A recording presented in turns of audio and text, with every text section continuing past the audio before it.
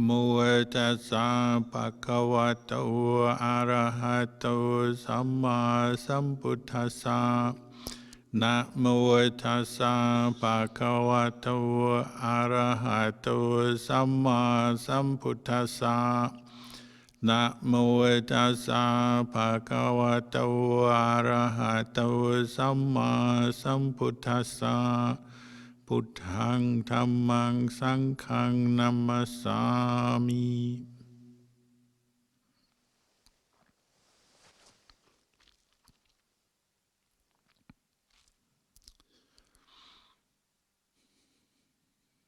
So, good evening and blessings to everybody.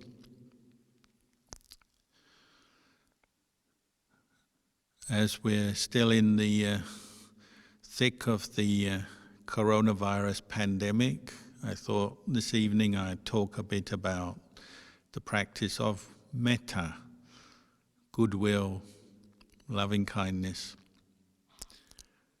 It's a practice that the Buddha encouraged all of his students to cultivate on a daily basis. And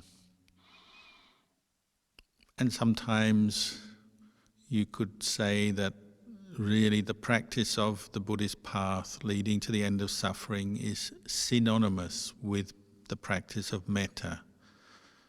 We're following the teachings of the Buddha, we're doing that which is truly beneficial for ourselves and for others. And that partly defines what the practice of metta is.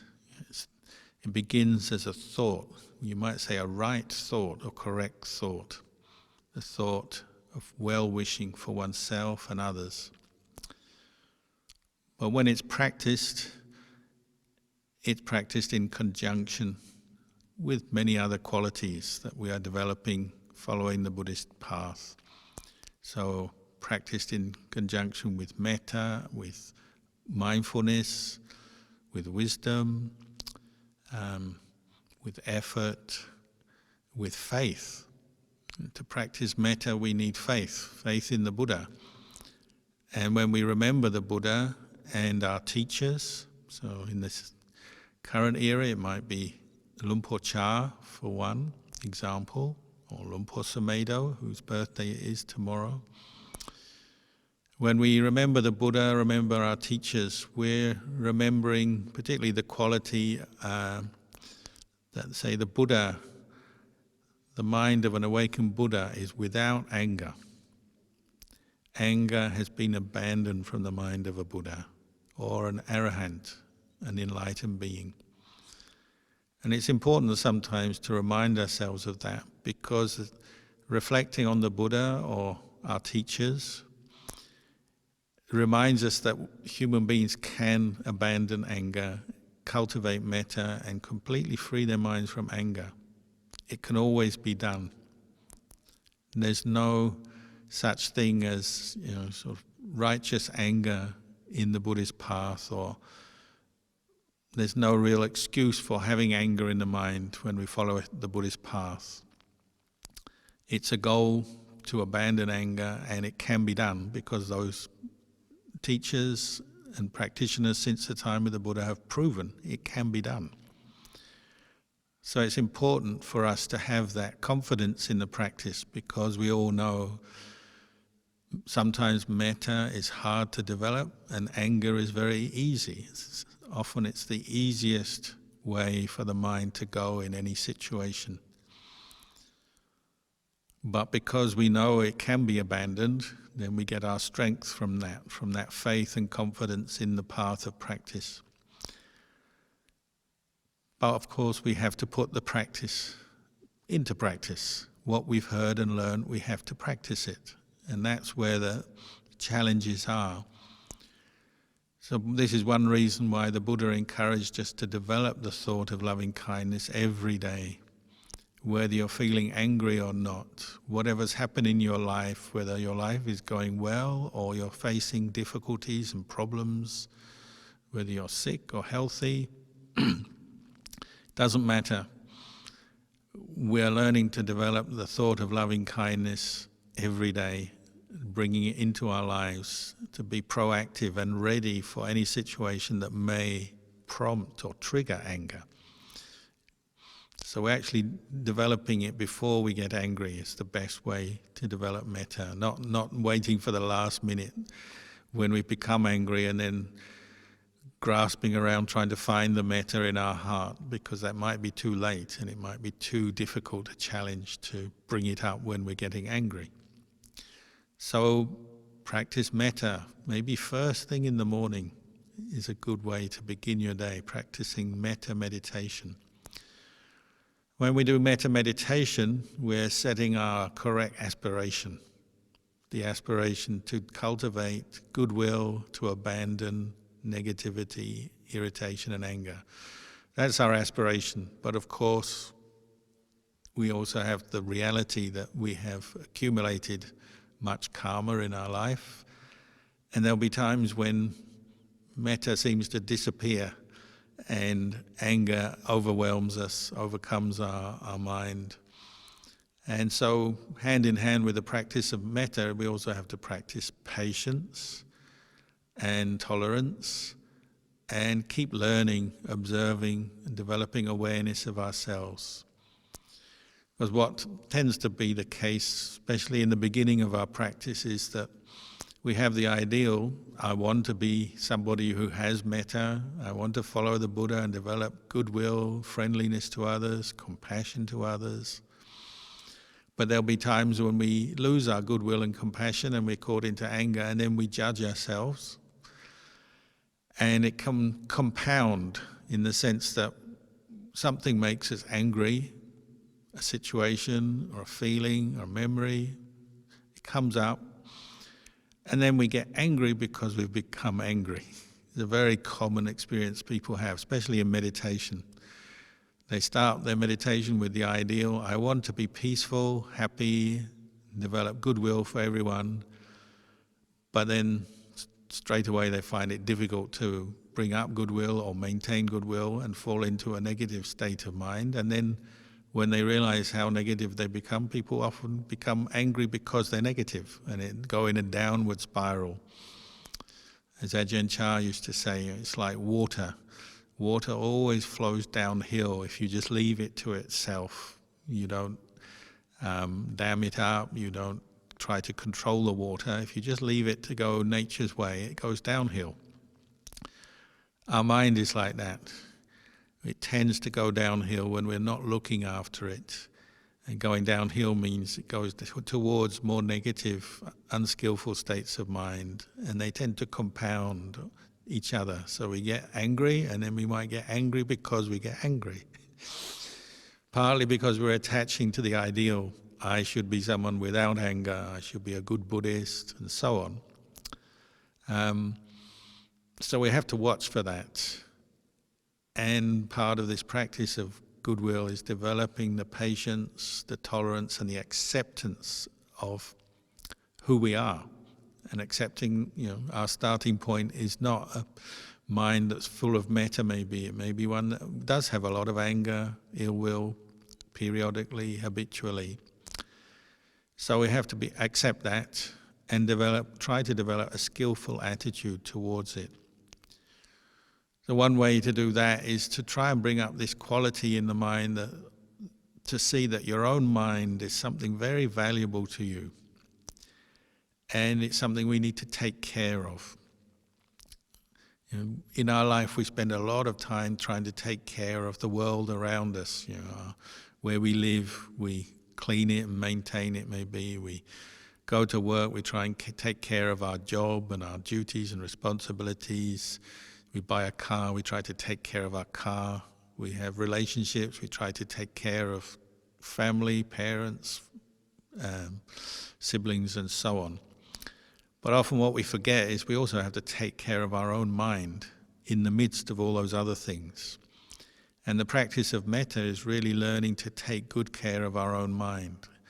And to take care of our mind, we have to value it. We have to see it as something that's very central to our whole experience as a human being. And it's a worthwhile investment if we do take care of it. And much of the practice of metta is learning how to take care of our own mind well.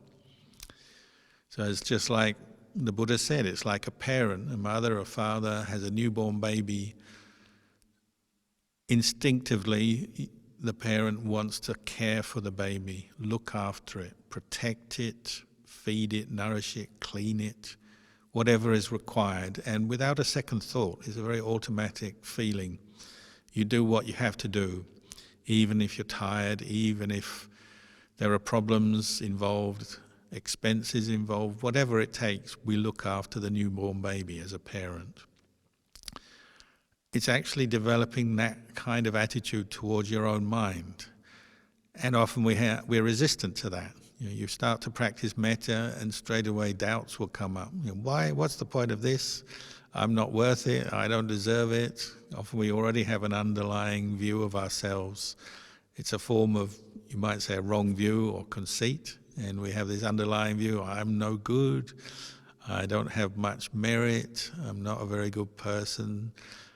And quite often in the beginning of the practice of metta, we find it easier to have metta for others, whether it's animals. Most of us like to be friendly to animals, or people we know outside of ourselves, friends, people we meet. Often it's easier to have metta for them than it is to have for ourselves. And that's one of the first hurdles. We have to see that it's in our own interest and the interest of other people for us to take some time to take care of our own mind. And that means developing both mindfulness, awareness, and this quality of goodwill, which brings up the acceptance, the right kind of attitude to deal with whatever your mind is throwing up to you and bringing up. And it may sometimes be anger, ill will, negativity. Once we have that right attitude and we keep cultivating the right attitude, then to develop this awareness, self-awareness, because that's what exposes anger as suffering. If you're like me, and when you start to practice meditation, there's so many things that you have blind spots in your mind, in your experience. You're not aware of your own habits, your own way of thinking, your own emotions. And as you begin to meditate, it's a bit like a journey, and your awareness starts to develop, you find that you start to notice things that you didn't notice before. And say, particularly with angry thoughts, negative thoughts, you start to notice you're not very happy when you're angry. With an angry thought, it's always accompanied by an unpleasant, stressful feeling. There's tension in body and mind when you're angry. And if you do take the time to practice mindfulness and become more observant of yourself, whether it's in meditation or just in daily life, you can't help but start to notice with anger you're stressed, you're suffering. Every time you hold on to angry thoughts, you get painful feelings in body and mind coming up. And you tend to reinforce them if you're not aware. You just carry on thinking in that way, feeling that way. So for many people, this is the first breakthrough they have in their meditation, is recognizing that with anger, an angry feeling, an angry thought, we're suffering. And we don't want to suffer. That leads on to looking for the way out of suffering. And developing metta heightens your skills, improves your skills in recognizing this simple truth, that anger is suffering. Non-anger, or metta, is not suffering. It brings a good feeling, a happy feeling for us, and leads on to skillful contact, skillful thoughts, skillful speech, and skillful action. As a result, the more metta we develop, the more that will come into be part of our life. But we have to get this basic understanding first, that negativity, anger is suffering. And I don't just mean as a theory, as an idea, but actually observing it in yourself. And that's quite hard because we don't like to observe ourselves when we're angry. If you can remember when you've been angry in the past, often we are defensive. So You get angry when somebody does something you don't like, and your friend or colleague will say, "Oh, you're angry." And you say, "No, I'm not." We don't like to admit it often. We don't like to admit it to ourselves. We don't like it to admit it to others, because we know it's not a good thing, and nobody likes to admit bad things to themselves or others. So often we hide it, or often it's hidden behind the logic, the reasons that are coming up in our mind when we're angry. So, say you have kids and your kid is naughty. They don't do what they're told, they make a mess, make a noise, they're not doing something they should be doing. We as a parent might say, "Oh, my kids are so frustrating, they're not doing what they're told." And we're getting angry, but we're holding on to the fact that we're a parent, our kids are our children under our care, and we know what's right for them and what's correct for them. So as we get angry, we have a good reason, but we're not observing the anger hiding behind the good reason. So all our thinking seems correct, but the emotion and the powerful negative energy coming up with the anger we don't see, because it's hiding behind the reasoning and the way of thinking or the view. And that could be, at this time in the world, it could be coronavirus, isn't it? It could be somebody in your workplace or your street catches coronavirus and starts infecting people around, and we say, "Oh, they shouldn't be here, they shouldn't be out, they shouldn't be spreading the virus." And that's correct. Maybe that is correct just as an abstract thought, but you're also now looking at your own reaction, internal reaction, how you feel, what you're thinking, and as it comes up, you might not be willing to take responsibility for your own feelings because you're caught up in the correctness of the situation, your indignation. "Oh, they shouldn't be spreading this virus around. They should be more careful. They're wrong. They're bad." Whatever the negative thoughts are that come up. And we're not seeing the underlying anger that is being fueled in that situation. So often anger will hide behind good reasons, logics, our beliefs and views on what is right, what is wrong. The only way we can untangle this kind of web of experience is by practicing more mindfulness and then directing it to the thought of kindness. And this will expose the opposite, the anger.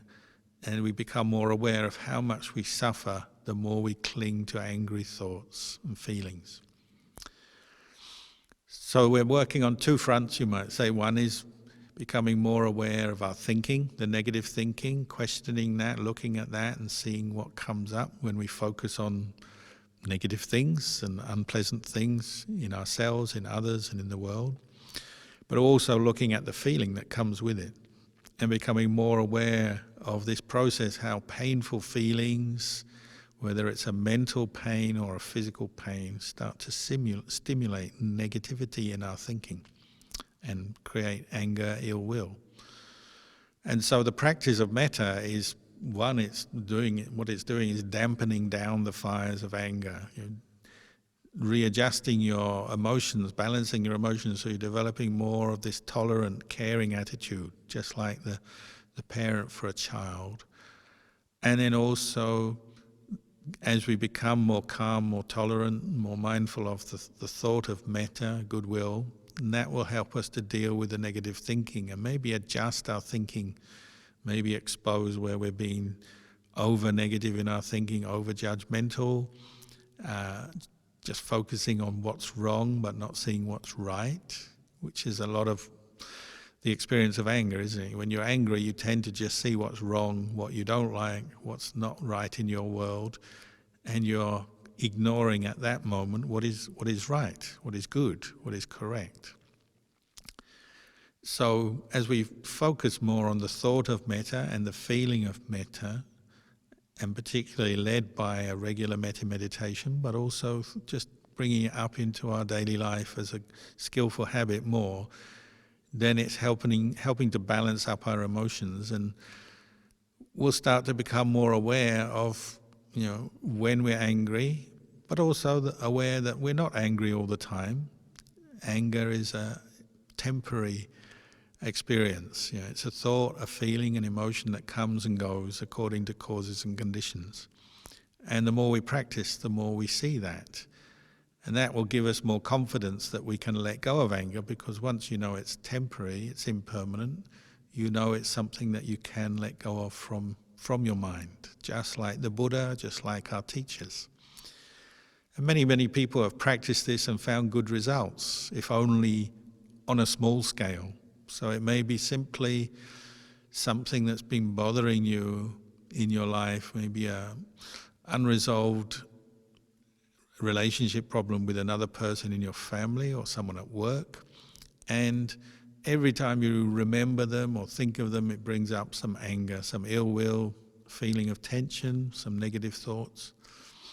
But as you practice metta, you'll start to notice that, because it will expose it. You're radiating thoughts of kindness around the world in all directions, and there'll be these black spots, dark spots that your metta isn't yet penetrating to that person or that part of yourself, it could be, or that person, and there may be memories that every time they come up, it's hard to develop the metta. So we have to learn to work at it.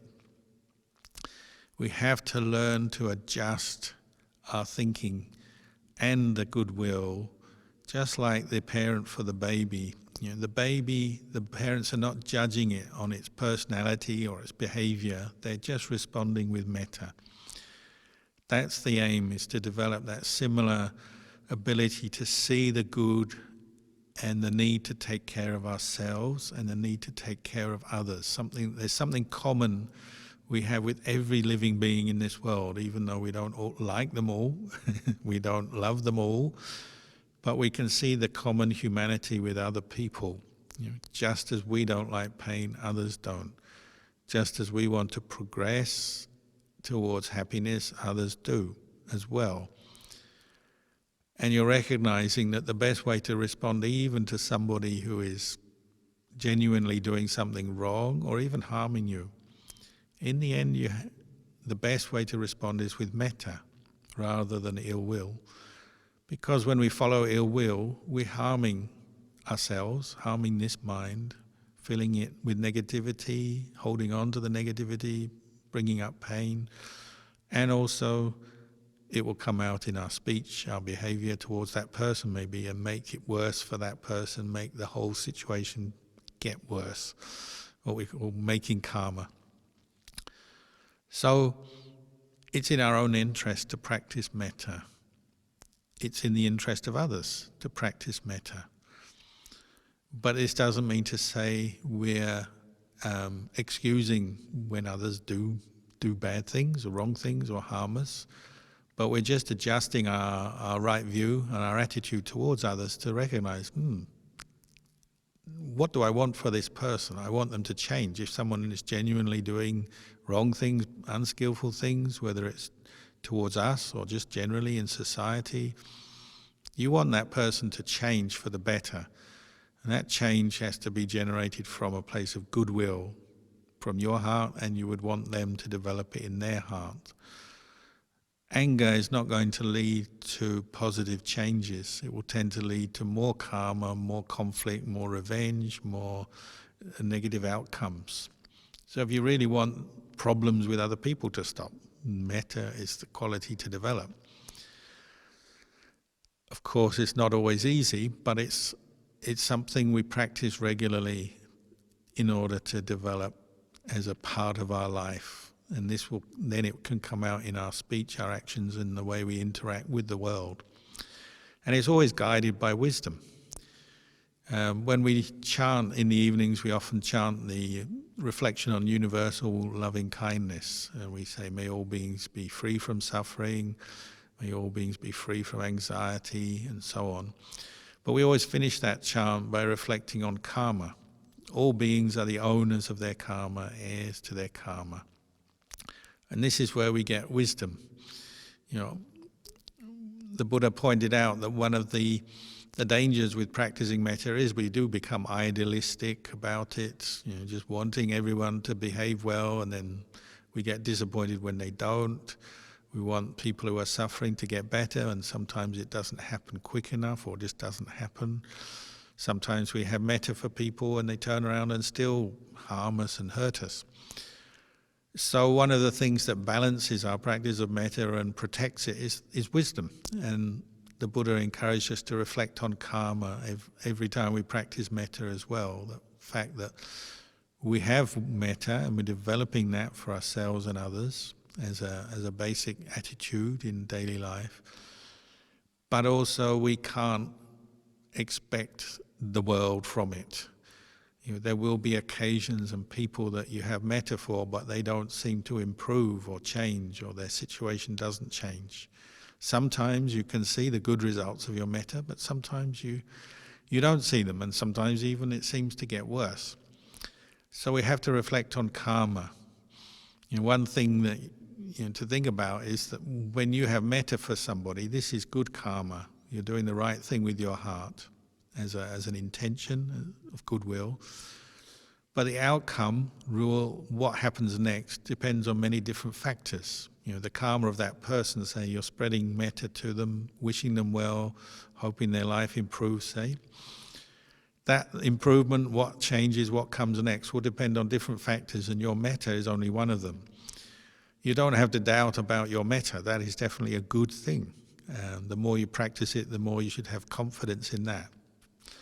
But if it doesn't lead to immediate good results, well, don't get disheartened, but just accept and reflect, well, the karma of the situation, the different factors involved, maybe just some of the negative karmic factors are so strong, your metta can't overcome them yet, and your goodwill is a positive factor.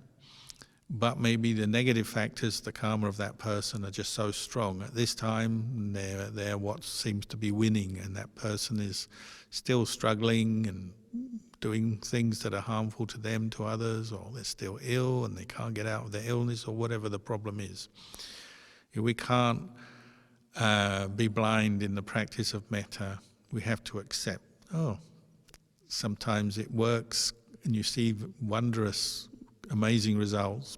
Often it's a very subtle thing and you can't yet see results outside of yourself, but at least you can be sure a thought of metta is a good thing, and your anger will be reduced by one unit, 1 point, one percentage in your mind every time you bring up metta. One of the other problems with metta, the Buddha pointed out, is when we develop it as a theme in our life, whether it's in meditation or just in our general daily life and interaction with people, is that one of the dangers is we become attached to people. And when you become attached to people, you become attached to the outcomes from your metta. So you particularly see this with people who are close to you, like your kids, your partner, your friends.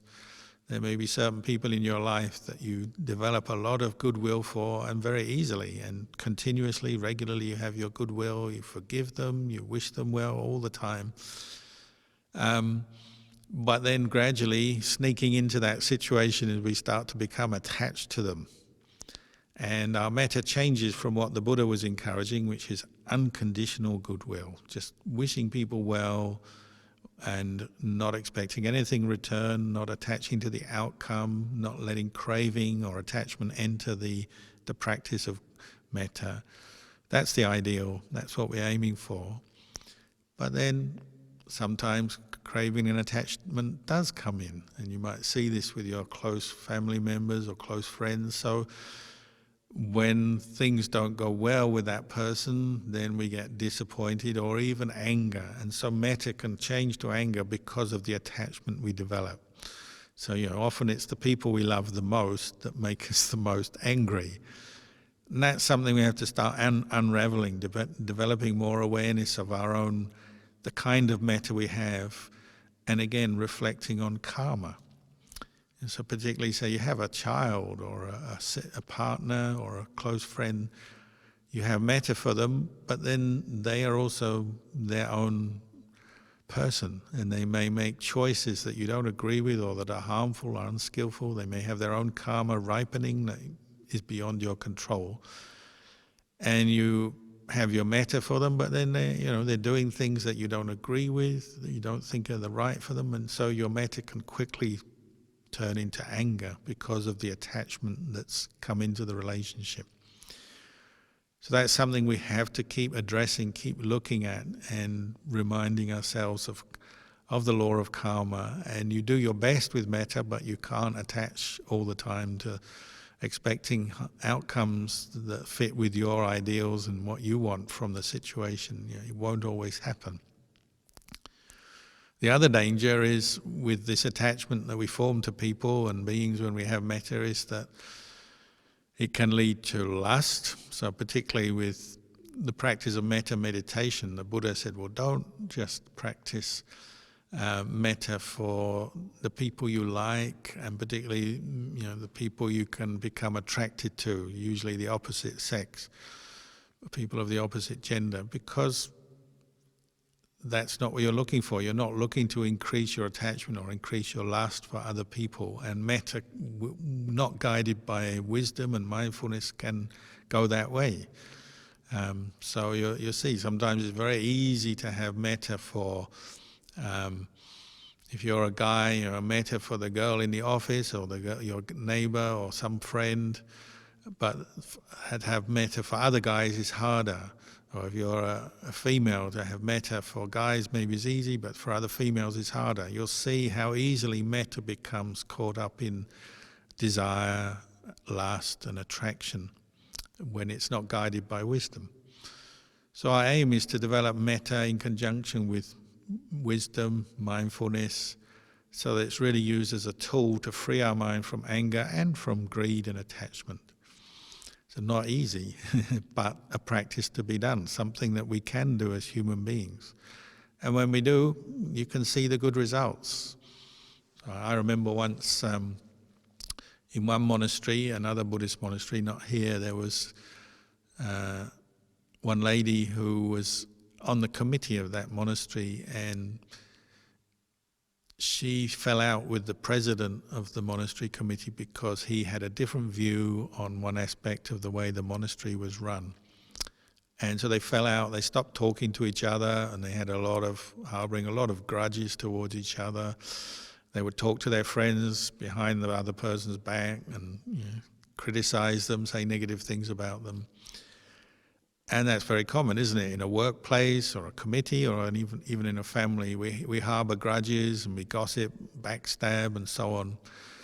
But this lady, she was quite smart at the same time. She'd realised she'd fallen into anger and it wasn't good for her, wasn't good for the committee of that temple because the committee wasn't cooperating as well as it should. And she wanted to find a way out, so she consulted me, and I said, well, look, you've got to start practicing metta. However much you dislike the president, this other guy, it's not in your best interest to hold on to a grudge. It's not good for him. It's not good for everyone. So you're going to have to work on it. However difficult it is, keep working on developing the metta every day. Take it on as a practice until the problem is solved. I don't mean the problem externally only, I mean internally in your own mind. That's your challenge. How can I let go of my anger, repair the relationship? So she took this on board and she did it for 2 years running. Every day she practiced metta towards this man. And at first, you know, it seemed very hard. It's like trying to cool down something that is hot. You throw a few drops of water on a hot coal or a hot pot of food, you throw a few drops of water on it, it doesn't cool it down, does it? It just steams and carries on fizzling and bubbling and staying hot. Our mind is a bit like that. When we're hot and angry with someone, a few drops of metta isn't enough. You've got to keep doing it. Make those drops into a more continuous stream. Make them into a big flood of metta if necessary. And that's what we have to do by practice. So she did that. She took it on board. And gradually over 2 years, she practiced more and more metta for this guy until one day she said she came into the temple after 2 years, having consciously practiced metta for 2 years. She came into the temple one day and she saw the guy and she felt totally normal. No anger, no unpleasant feelings, no unpleasant thoughts. She realized that day it's gone. And she could see what led up to that point. It's like 2 years of practicing metta for this person.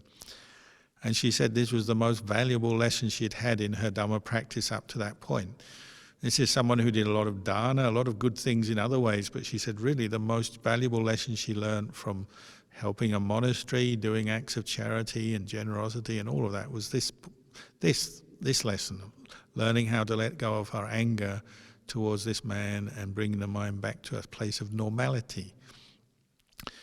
The practice of metta is like this. If we keep practicing it and we get better at it, well, it's easier. We can let go of our anger more quickly. We can bring up the metta, the thought of metta, more quickly in situations where we're tempted to clash with someone else or develop angry thoughts to someone else, or in situations where we're tempted towards being disappointed or annoyed. Maybe we fall ill or something goes wrong in our day. Maybe our habit is just to feel annoyed, get angry, say something, do something in anger. But if we're practicing metta regularly, we get better at letting go of that anger quickly and replacing it with the metta, bring up the kindness, the tolerance, the goodwill. We get better at that.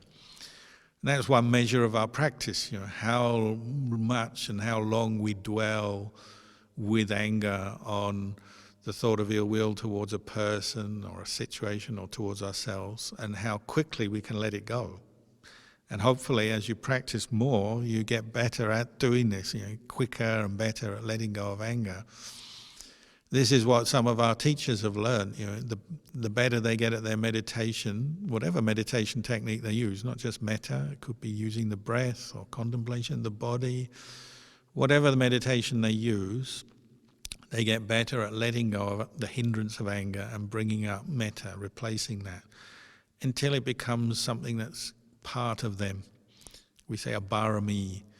So like the Buddha talked many times about his development of the barami of metta, the different challenges he went through, being bullied and attacked and made fun of, and all kinds of different situations in his past lives. Sometimes he would describe them. So like, there's one of those stories like when he was the leader of a pack of monkeys living in the forest as a bodhisattva.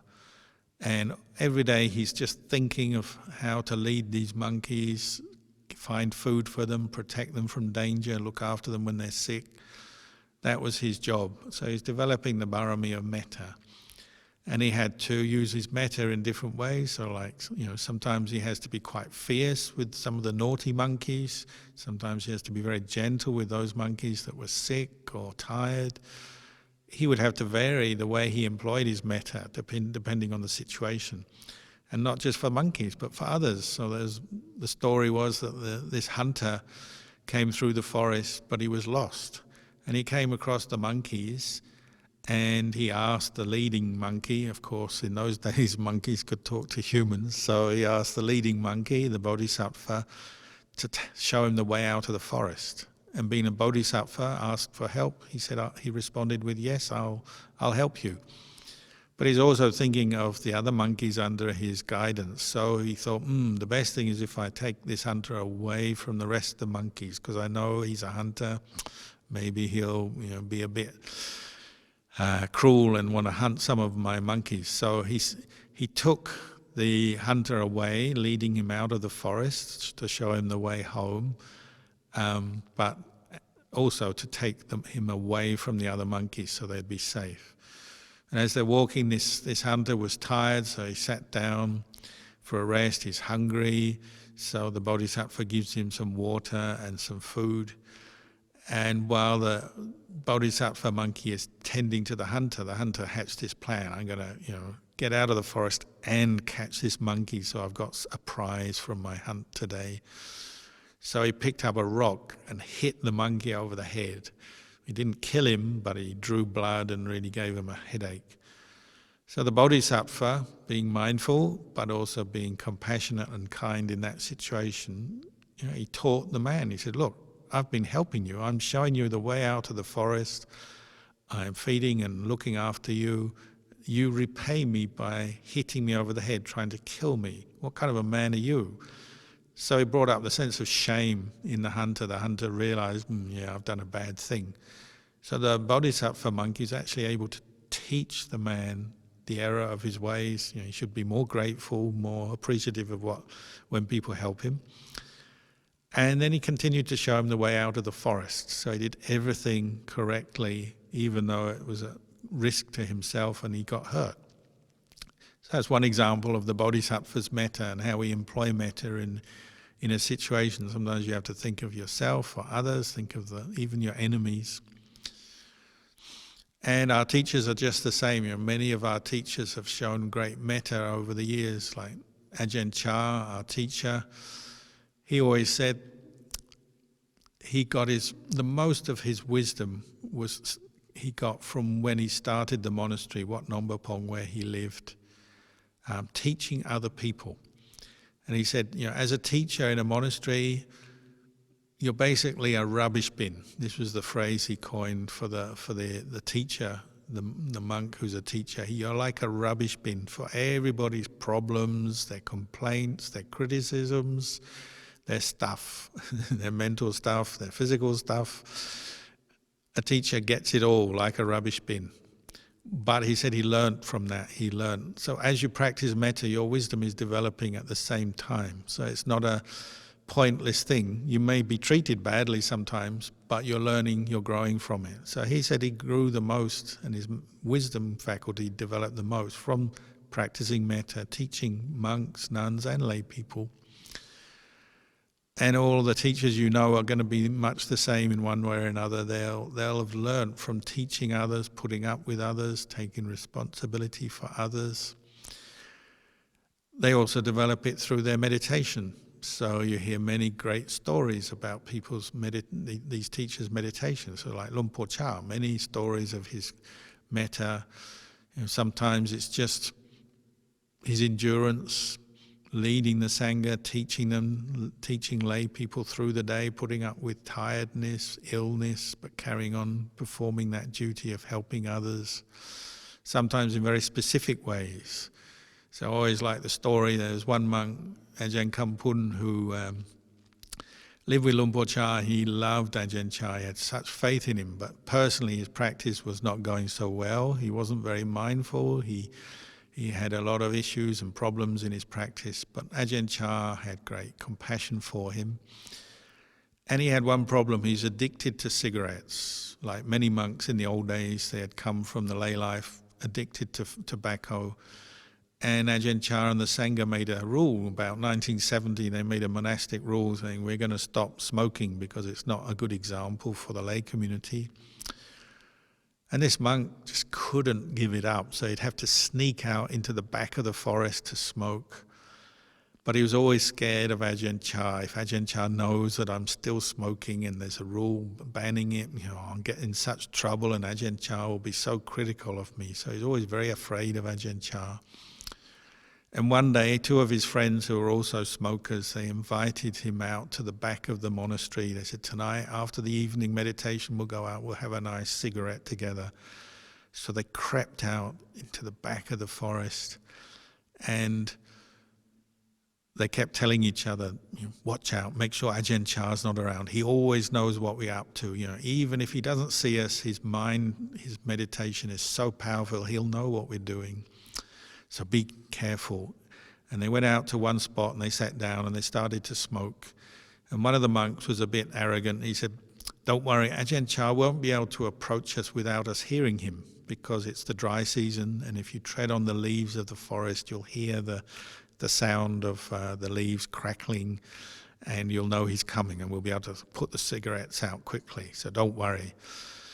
But Ajahn Kampun was smoking and he didn't believe that. He thought, I know Ajahn Chah. He's so smart and his meditation is so amazing. He'll know what we're up to, and I just don't trust that. I'm sure he could turn up at any moment.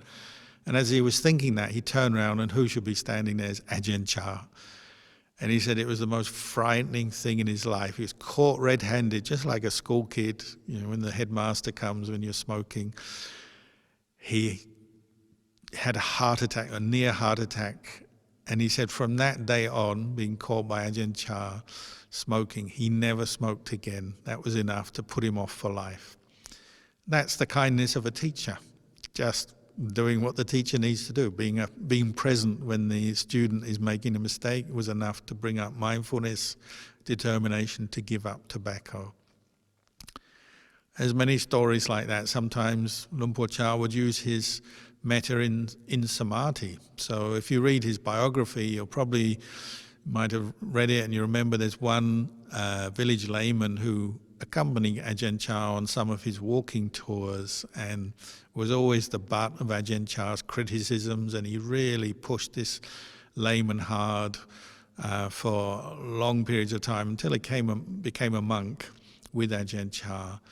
So he was always known as a monk. He was an older man and he became a monk, and he was always known as one who Ajahn Chah loved, but the way Ajahn Chah showed his metta was always to tease him, teach him, criticize him, never let him rest easy, because he was trying to train him to be mindful of defilements, and he was a very stubborn personality, so Ajahn Chah worked really hard on him. So some people didn't understand. They thought Ajahn Chah just didn't like him, but it's not the case. Ajahn Chah was trying to teach him and gave him a lot of attention. Anyway, later on, once he became a monk, there were some deer in Wat Pah Pong, and one of these deer, the male deer, in the mating season, the deer became quite aggressive, and sometimes they'd run at monks, charge the monks.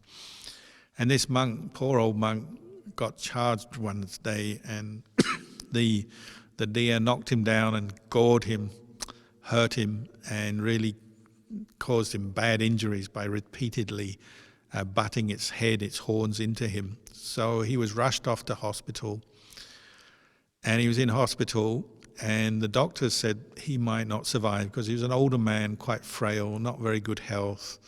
You know, what they would say these days is, you know, he had pre-existing health conditions.